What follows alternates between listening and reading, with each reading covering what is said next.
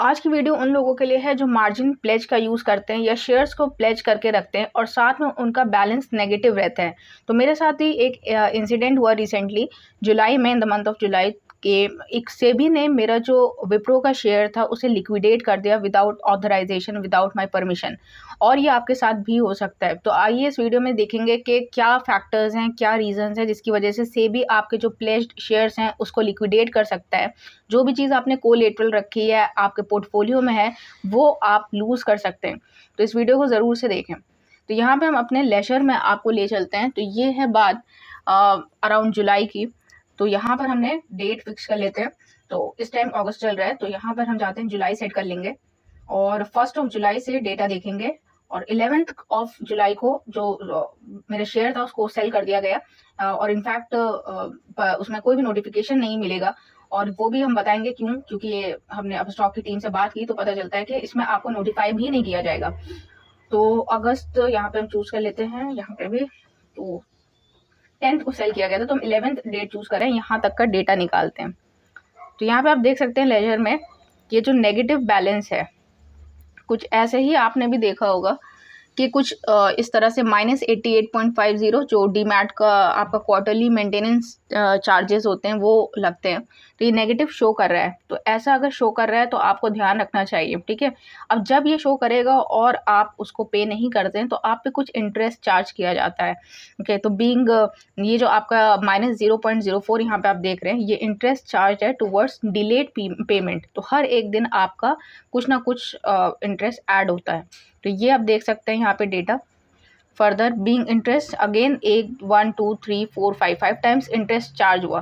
तो interest charge होने के बाद लगातार जो मेरा कोलेटरल एज हमने विप्रो के शेयर्स प्लेज कर रखे थे, वहाँ पे ये देखिए, ये सेबी ने ऑटोमेटिकली वहाँ से एक जो इक्विटी थी उसको सेल आउट कर दिया। मेरे पास मैसेज आता है सीडीएसएल की तरफ से कि वहाँ पे इक्विटी डेबिट हो गई है। तो यहाँ पे चेक करने में पता चलता है उसके बाद भी जो नेगेटिव बैलेंस है, जितना भी जो बैलेंस आपका पेड नहीं होता है, वहाँ पे चार्जेस लगते जाते हैं।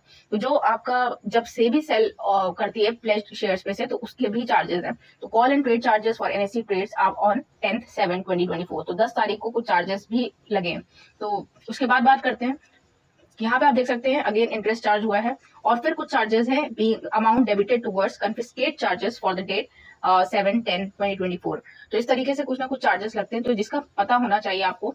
और किसी इंसिडेंट को देखते हुए मैंने अब स्टॉक को मेल सेंड किया और उन्होंने फर्दर मेल में डिटेल्स हमें सेंड की थी कि as to why they sold my shares.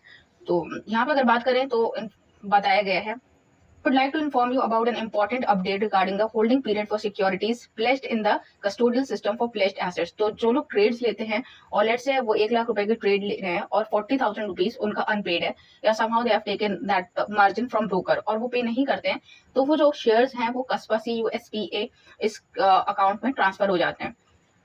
CUSPA क्या होता है? CUSPA client unpaid securities pledge account. ये एक स्पेशल टाइप ऑफ अकाउंट है जो ब्रोकर्स मेंटेन करते हैं एट डिपॉजिटरीज लाइक NSDL और CDSL। इसका प्राइमरी पर्पस क्या होता है? इसका प्राइमरी पर्पस है to hold unpaid securities purchase by clients.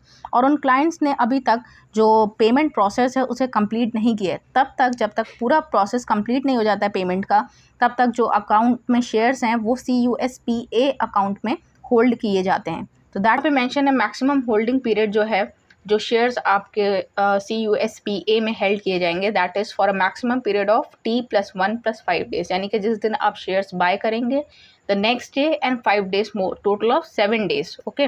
so this means that unpaid shares can be held up to 1 day after the trade date plus 5 additional days, okay। इसके अलावा risk of confiscation बताया गया है। Please be aware that any unpaid shares within this maximum holding period are subject to potential confiscation at any time within this time frame. अगर आप इस time के बीच में इस जो भी ड्यूरेशन आपको दिया गया है आप पे नहीं करते हैं तो आपके वहाँ पे चार्जेस आपको देने होंगे। और ये कन्फिस्केशन जो लिखा है, कन्फिस्केटेड, आपको यहाँ पे भी अमाउंट देखने को मिलेगा, ये मेंशन है जो अमाउंट कटा है कन्फिस्केट चार्जेस, तो ये आप देख सकते हैं, ये भी आपको देने होंगे।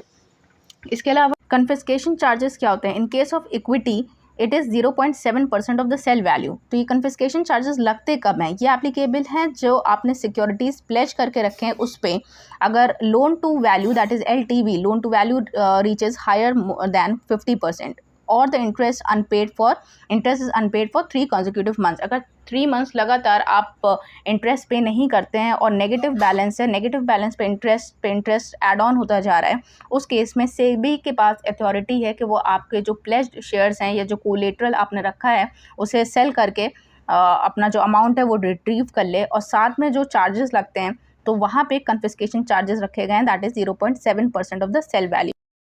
और जो इसमें चीज़ मेंशन थी जो आपको पता होना चाहिए मार्जिन प्लेज का, तो आपको नेगेटिव बैलेंस नहीं रखना है, because in that case SEBI will liquidate the your collateral if you are not paying the amount और you have negative balance. Okay, तो यहाँ पे कुछ लिंक्स दिए गए हैं प्लेज अनप्लेज को। एक चीज़ जो यहाँ पे मेंशन है वो ये है कि कोई भी नोटिफिकेशन नहीं दिया जाएगा और आपको खुद लेजर को चेक करना है और उसके अकॉर्डिंग अपना बैलेंस मेंटेन रखना है। ओके, तो यहाँ पर अगर हम बात करें तो ये समवेयर मेंशन भी था। यहाँ आप देख सकते हैं auto pledging and unpledging of shares under CUSPA, that is client unpaid securities pledge account act. Okay, यहाँ पे आप देख सकते हैं ये मेंशन है, we would like to inform you that from 1 March 2024 an interest of 0.05% per day will be charged on any negative debit balance in your upstock account. This action is being taken by the stock market as per SEBI guidelines. Okay, तो ये सेबी के तरफ से guidelines आई हैं कि आप पर interest charge होगा अगर आप नेगेटिव बैलेंस रखते हैं।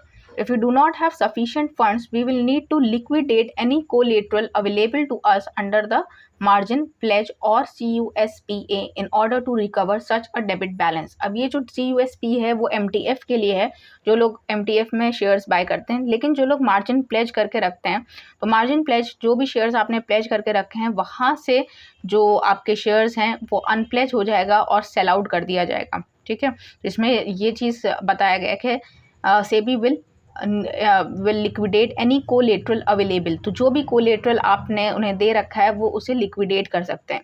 You will need to check the balance on your own at your end of the day ledger, और ये भी मेंशन है कि आपको खुद से लेजर चेक करना है at the end of the day, तो इस बात का ध्यान आपको खुद ही रखना है, कोई आपको फर्दर नोटिफिकेशन नहीं दी जाती है।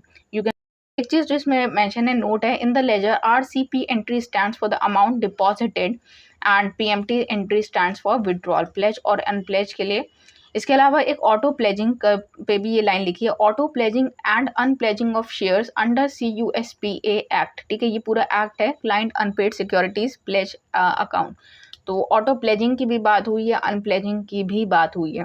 तो अब अगर आप नेगेटिव बैलेंस रखते हैं, कोशिश कीजिए कि आप नेगेटिव बैलेंस ना रखें, लेजर को मंथली बेसिस पे चेक कर लें और कुछ अमाउंट ऐड कर लें, ताकि जो अगर आप शेयर्स को प्लेज करके रखते हैं तो वहाँ से भी उसको लिक्विडेट ना कर पाए, क्योंकि जिस एवरेज प्राइस पे आप बाय करते हैं और उसके बाद हो सकता है स्टॉक काफ़ी आगे जा चुका हो या काफ़ी उसमें इंक्रीमेंट हो गया प्राइस में, तो उस टाइम पे लेना ज़्यादा बेटर नहीं होता है। तो as if you are an investor और आप इन्वेस्ट करके रखते हैं तो इस बात का आप ध्यान रखिएगा कि आप कोशिश कीजिए कि सेबी आपका जो शेयर्स हैं, पोर्टफोलियो है, उसको लिक्विडेट ना कर पाए।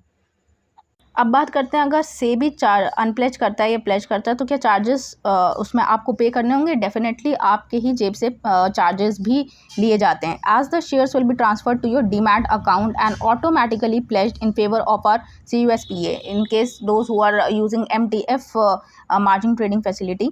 तो उस केस में जो शेयर्स हैं वो CUSPA में जब अकाउंट में ट्रांसफ़र किए जाते हैं, then the pledge charges 12.50 plus GST okay while will be applicable per transaction. Okay, per transaction let's say आपका जो भी ट्रांजैक्शन है, अगर आपने मल्टीपल ट्रांजैक्शन किए हैं तो पर ट्रांजैक्शन आपको ये चार्जेस पे करने होंगे। तो दिस इज जो चार्जेस हैं प्लेज के, that is 12.50 plus GST and it is similar for unpledging also.